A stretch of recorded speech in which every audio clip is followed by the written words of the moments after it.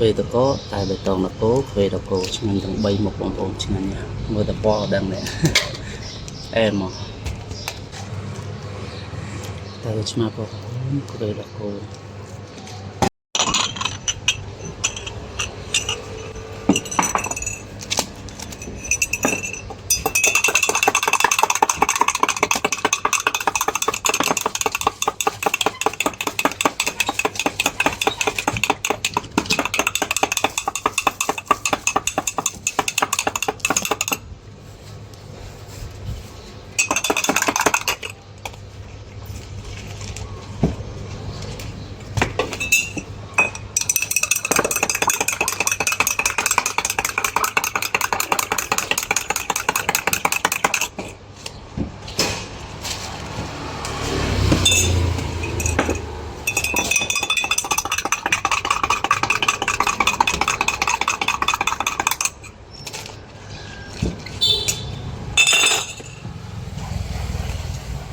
គ្នាកុំភ្លេចជួយ follow page និង like page ខ្ញុំម្នាក់មួយផងបងប្អូនណា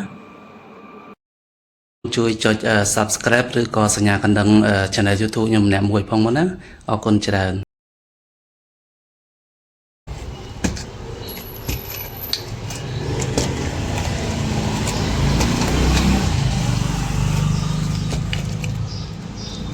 ពេលតកតែបៃតងតកពេលតកឆ្ងាញ់ទាំង3មុខបងប្អូនឆ្ងាញ់ណាស់មើលតពណ៌ដឹងនេះអែមមក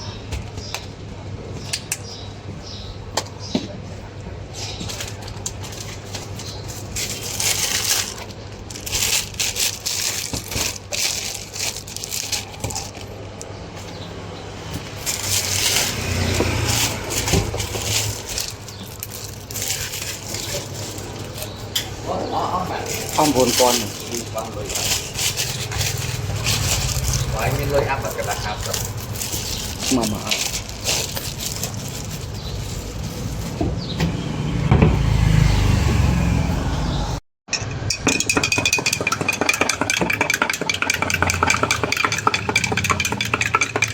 ទៅឆ្មាពណ៌ហម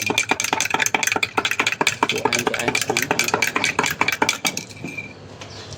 ចោលភ្ញៀវដកមេខ្លួនឯងសិន